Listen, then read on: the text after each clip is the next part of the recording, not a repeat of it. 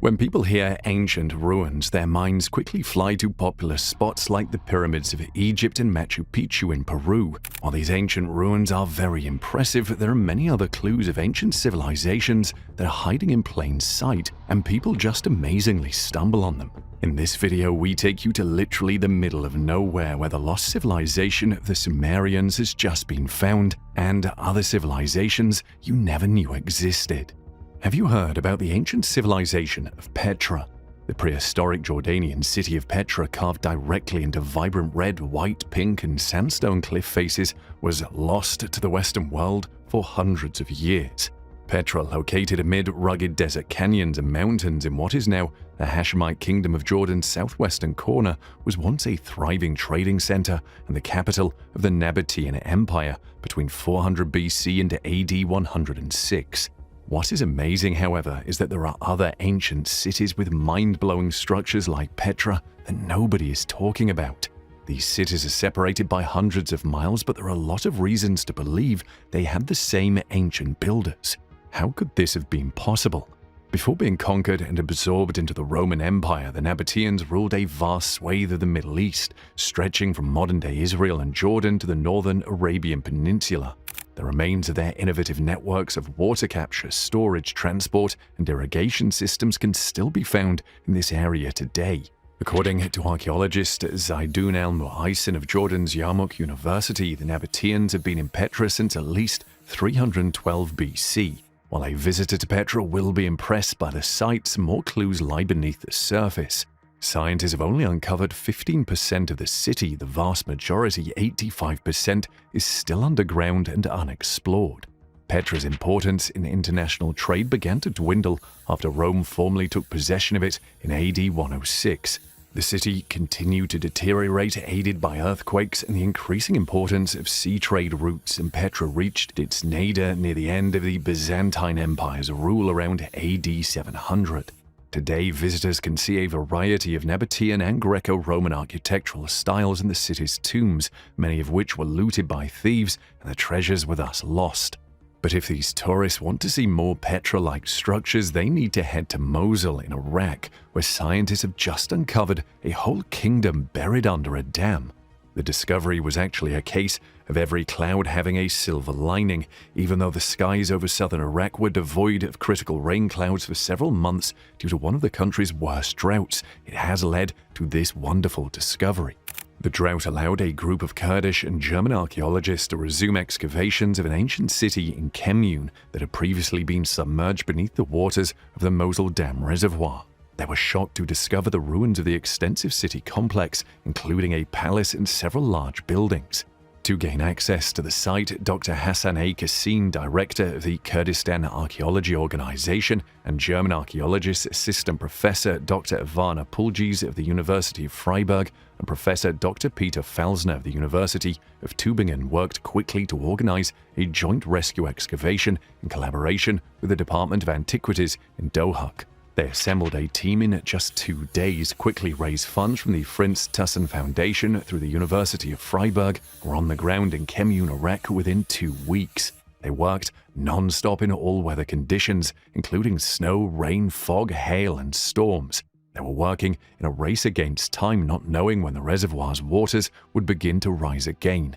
The researchers were able to reconstruct the city's plan in a relatively short period of time. In addition to the palace, which was already documented in a brief earlier campaign, several other large buildings in the sprawling city complex were discovered, including a massive fortification with a wall and towers, a monumental multi-story warehouse building, and an industrial compound. The massive warehouse structure is especially significant because it must have housed massive amounts of goods brought in from all over the region. Mitanni was one of the Indo-Iranian kingdoms and small states in Mesopotamia and Syria. They fought Egypt for control of modern-day Syria for a long time, eventually establishing friendly relations with the southern kingdom. King Sous-Tartar, who ruled from 1500 to 1450 BC, is regarded as the most notable Mitannian ruler and is said to have looted the Assyrian palace. The Mitanni kingdom came to an end under King Tushratta, during whose reign the Hittites destroyed their capital city of Wasukani. Tushratta was assassinated in 1360 BC. and after joining the Hittite Empire as Haningalbat, the Mitanni territory was captured by the Assyrians, who turned it into a province of their empire. Though not explicitly mentioned in the Bible and without supporting archaeological evidence, some biblical scholars believe that King Kushan-Rishathaim, who oppressed Israel for 8 years before being rescued by the first biblical judge, Othniel, is the last Mitanni king Tushratta. The German Kurdish team was especially surprised that the walls of the uncovered buildings were well preserved, standing several meters high in some areas, despite the city being underwater for more than 40 years. The researchers attributed this to the city being destroyed in ancient times by an earthquake. The earthquake collapsed the upper parts of the walls, burying the lower sections of the buildings. The results of the excavation show that the site was an important center in the Mitanni Empire. The archaeologists also discovered rare red and blue wall paintings. Despite the fact that few preserved examples have been found, the team believes they were a common feature in palaces at the time. Interestingly, Kemyun is only the second site in the region where Mitanni period wall paintings have been discovered. Aside from the buildings, the archaeologists made another significant discovery. They discovered 5 ceramic vessels containing an archive of over 100 cuneiform tablets dating from the Middle Assyrian period, shortly after the city was destroyed by a devastating earthquake. According to the press release, some clay tablets, possibly letters, are still in their clay envelopes. Clay envelopes, similar to modern paper envelopes, were used to encase cuneiform tablets in the 2nd millennium BCE. Based on the archaeological context, researchers believe the cuneiform text belonged to a private Middle Assyrian archive, but more research is needed before any conclusions can be drawn.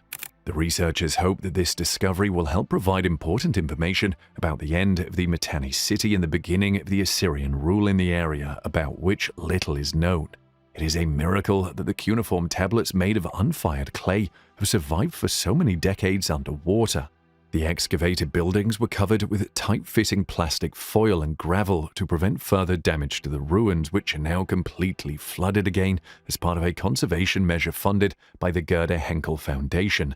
Any other items hidden within the ruins must wait to be discovered at a later time when another drought makes the water level low enough.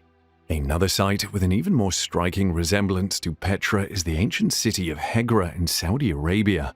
But there is another reason scientists are excited about this lost city.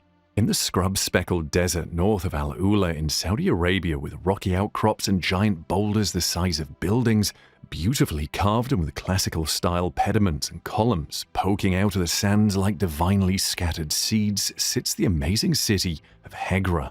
The archaeological site of Hegra, which you might also hear being called Madain Sala, was once a thriving international trade hub, but it's now been virtually undisturbed for nearly 2,000 years. However, Saudi Arabia has now opened the site to tourists for the first time. Visitors can't help but notice that the rock-cut structures at Hegra resemble those at Petra, a few hundred miles to the north in Jordan. Hegra was the second city of the Nabataean kingdom, but it could hold the key to unlocking the secrets of an almost forgotten ancient civilization. Saudi Arabia, determined to wean its economy off the Petro pipeline, is banking on tourism as a new source of revenue. Oil currently accounts for 90% of the country's export earnings and approximately 40% of its GDP. Crown Prince Mohammed bin Salman announced Saudi Vision 2030, a 2-decade plan to transform the country into a global trade and tourism hub connecting Africa, Asia, and Europe. Saudi Arabia recently started issuing tourist visas, allowing casual visitors without a business or religious purpose to enter the country. Hegra, with its mysterious and eye-catching architecture, is an obvious choice for marketing Saudi Arabia to tourists. Much of Hegra's allure stems from the fact that despite its similarities to Petra, it is virtually unknown to outsiders and, according to UNESCO, could be classified as an endangered World Heritage Site if not properly cared for. While Hegra is being promoted to tourists for the first time, the story of the ancient empire responsible for its existence appears to be lost. The Nabataeans are arguably one of the most mysterious and fascinating civilizations that many people have never heard of. Who were these people who created Hegra? Where did they come from? How long were they here? To have the context of Hegra is very important. The Nabataeans were desert nomads who mastered the incense and spice trade routes from Arabia and Jordan to the Mediterranean, Egypt, Syria, and Mesopotamia. Camel-drawn caravans hauled fragrant peppercorn, ginger root, sugar, and cotton through Hegra, a provincial city on the kingdom's southern border. The Nabataeans also supplied aromatics such as frankincense and myrrh, which were prized in religious ceremonies. They emerged and became new in ancient sources because they became wealthy. Naturally, when you get rich, you sort of become visible. The Nabataeans prospered from the 4th century BC until the 1st century AD, when the expanding Roman Empire annexed and subsumed their huge swath of land, which included modern-day Jordan, Egypt's Sinai Peninsula, and parts of Saudi Arabia, Israel, and Syria. The Nabataean identity gradually faded away. Forgotten by the West for centuries, Petra was rediscovered by Swiss explorer Johann Ludwig Burckhardt in 1812, though the local Bedouin tribes have been living in the caves and tombs for generations. But perhaps most Westerners saw Petra for the first time a century and a half later, thanks to its starring role as the set for Indiana Jones and the Last Crusade in 1989. The difficulty in learning about the Nabataeans is that they left so little first-hand history. With Petra's current popularity, it is difficult to believe that we know so little about its creators. The majority of what we know about the Nabataeans comes from documents written by outsiders such as the ancient Greeks, Romans, and Egyptians. We don't know much about them because there are no books or sources written by them that tell us about how they lived, died, and worshipped their gods. We have some external sources, so people did talk about them, but they did not leave any large mythological texts like Mesopotamia did with Gilgamesh. Like Petra, Hegra is a metropolis termed necropolis, meaning the majority of the remaining structures that we can observe today are tombs, and much of the architectural remains of the city waiting to be excavated are already lost quite literally to the sands of time. However, Hegra is one of the few places where the words of the Nabataeans exist. You can find them in the inscriptions above the entrances to several of the tombs. But despite their obscurity, the Nabataeans were ancient pioneers in architecture and hydraulics, harnessing the harsh desert environment to their advantage. Rainwater from craggy mountains was collected and stored in ground-level cisterns. Natural water pipes were built around the tombs to protect their facades from erosion, which kept them in good condition thousands of years after they were built. These people were creative, innovative, imaginative, and pioneering, says one researcher who has been researching the Nabataeans since discovering some of their pottery on an excavation in Jordan in 1980. It completely blew my mind. Hegra has 111 carefully carved tombs, far fewer than the more than 600 in Petra, the Nabataean capital. The tombs at Hegra, on the other hand, are frequently in much better condition, allowing visitors to get a closer look into the forgotten civilization. Construction was clearly influenced by classical Greek and Roman architecture, and many tombs feature capital-topped columns that support a triangular pediment above the doorway or a tomb-wide entablature. A Nabataean crown of 2 sets of 5 stairs rests at the top of the facade, ready to transport the soul to heaven. Sphinxes, eagles, and griffins with spread wings, important symbols in the Greek, Roman, Egyptian, and Persian worlds, hover menacingly above the tomb entrances to keep intruders out. Others are guarded by Medusa-like masks with snakes spiraling out as hair. This style of architecture is referred to as Arab Baroque by scientists because it has some Mesopotamian, Iranian, Greek, and Egyptian influences. Basically, instead of taking something completely from a civilization and trying to replicate it, they simply took inspiration from various sources and created their own unique models. Intimidating inscriptions, common on many tombs in Hegra but uncommon in Petra, are etched into the facade and warn of fines and divine punishment for trespassing or attempting to occupy the tomb illegally. A portion of the inscription on Tomb 41 says, "May the Lord of the world curse anyone who disturbs or opens this tomb, and further curse upon whoever changes the scripts on top of the tomb." The inscriptions, written in a precursor to modern Arabic, read as jumbled legalese at times, but a significant number include dates, which are a goldmine for archaeologists and historians. Hegra's oldest dated tomb is from 1 BC, and the most recent from 70 AD, allowing researchers to fill in gaps on the Nabataeans' timeline, though building a clear picture is still problematic. Approximately 7,000 Nabataean inscriptions have been discovered throughout their kingdom, but only a little more than 100 of these 7,000 have dates. Most of them are very brief graffiti, the name of an individual and his father, or a petition to a god. Because their content is limited, it is difficult to write a history based on the inscriptions. Some of Hegra's tombs contain the final resting places of high-ranking officers and their families, who, according to the writing on their tombs, carried the adopted Roman military titles of prefect and centurion with them to the afterlife. The inscriptions also underscore Hegra's commercial importance on the empire's southern fringes, and the texts reveal the diverse composition of Nabataean society. I contend that the term Nabataean is not an ethnic term, Graf says, rather it's a political expression. It means they were in charge of a kingdom or a dynasty, and there were various types of people in the Nabataean kingdom: Hegrites, Moabites, Syrians, Jews, and others. The stories of many of these tombs are unknown. The monolithic tomb of Lian, son of Kuza, which stands about 72 feet tall, is Hegra's largest tomb. It is also known as Casa al-Farid, which translates to Lonely Castle in English due to its remote location in relation to the other tombs.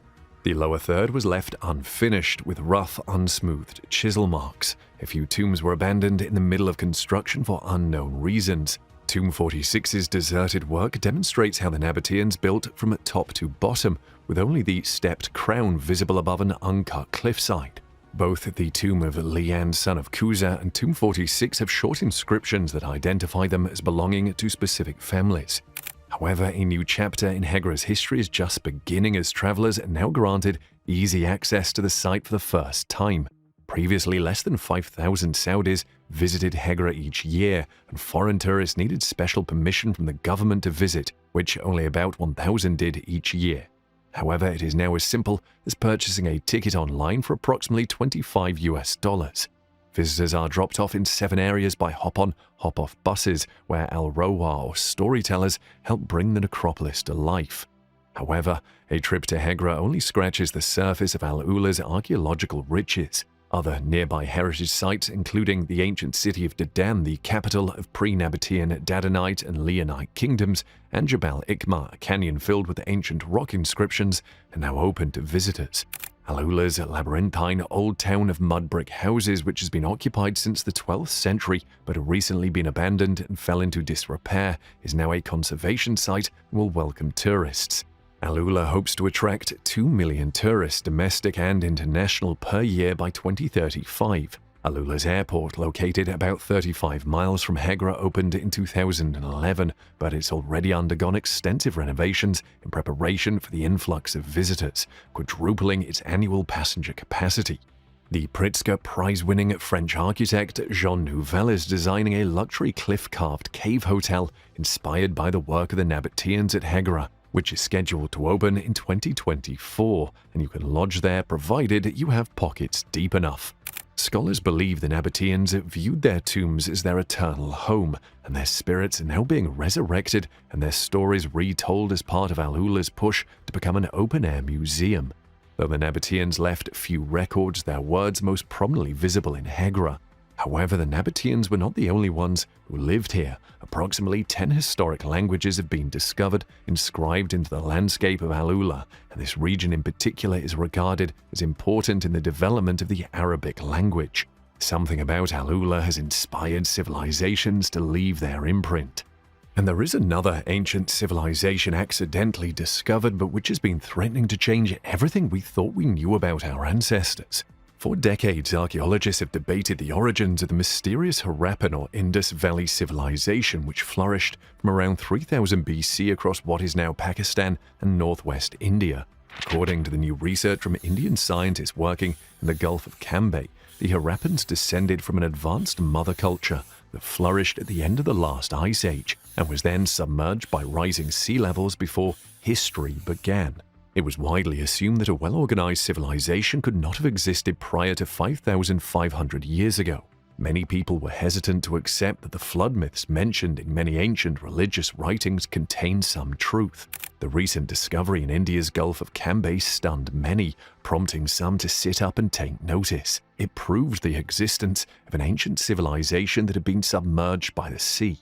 The methodologies used to study this discovery were novel and different, utilizing advanced marine technologies and the most recent scientific applications from various disciplines. Traditional but conservative archaeologists found it difficult to accept that a major discovery could have been made using previously unknown and unapplied techniques and for the first time. When the side-scan sonar images of underwater structures were first shown, some referred to it as computer software magic. And when hundreds of artifacts were collected and displayed, they concluded that an ancient river could have carried them. Again, detailed scientific studies were conducted to demonstrate that the artifacts are still in situ. The discovery has clearly established the possibility of ancient civilizations being submerged as a result of rising sea levels following the last ice age. The oldest city-state civilization is thought to have existed in Mesopotamia around 5,500 years ago. An extensive, previously unexplored mature civilization existed in the northwestern part of India, bordering Pakistan and Afghanistan. This is the famous Harappan civilization which existed between 5,300 and 2,800 years ago. This includes major ruins such as Mohenjo-daro, Harappa, and Dholavira, as well as villages, craft centers, campsites, river stations, fortified places, and ports. To the surprise of the archaeologists, the cities had straight-lined streets, proper drainage and sanitary arrangements, and excellent water conveyancing systems, including check dams for storing water. The use of various artifacts, metallic objects, various types of pottery, the construction of massive structures, and so on could not have happened overnight, so there was clearly a major missing link between the ancient hunter-gatherer people and the Harappan civilization. There were numerous Paleolithic, Mesolithic, and Neolithic Stone Age cultures in India. However, none of them bear even a passing resemblance to the Harappan civilization. It is possible that the missing link between the two is either hidden or has been submerged as a result of major sea level rise caused by ice sheet melting. It is well known that during the last glacial maxima or ice age, the seas all over the world shrank and the sea level around 18,000 years ago was about 130 meters lower than it is today. So it makes sense to look for such submerged civilizations near present-day Indian coastal areas, particularly along the paleo-channels of various rivers. The National Institute of Ocean Technology, a Government of India initiative, has conducted several multidisciplinary marine surveys along India's coastlines for a variety of purposes. They discovered paleo river channels in the sea while conducting geological surveys in Gujarat and the Gulf of Cambay. These were thought to be the extension of the area's current major rivers. A series of square and rectangular features arranged geometrically, which is unusual in the marine domain, stood out. Such characteristics are unlikely to be the result of natural marine geological processes. This led the researchers to believe that human craftsmanship was involved.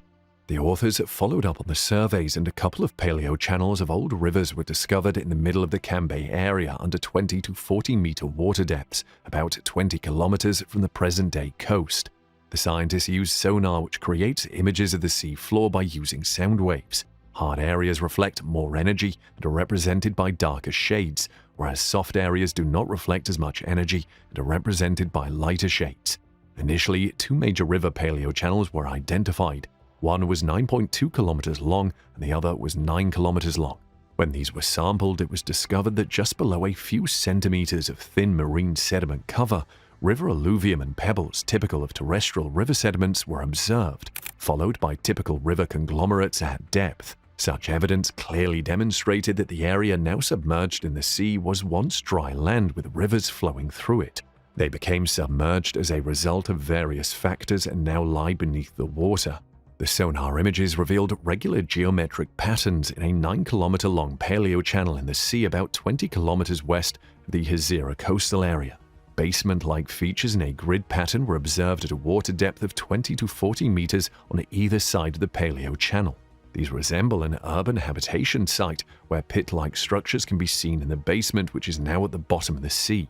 Another 9.2-kilometer paleo channel was discovered off the coast of Suvali. Here, also similar features were observed. In general, the basement-like features were found on either side of the paleo channel in a linear east-west direction. These features are 5 by 4 meters in size on the eastern side, with dimensions of 16 by 15 meters on the western side. The habitation sites are laid out in a strict grid pattern, indicating that the ancients had a good sense of town planning. What fascinates you most about these ancient ruins? Let's hear you in the comments section below.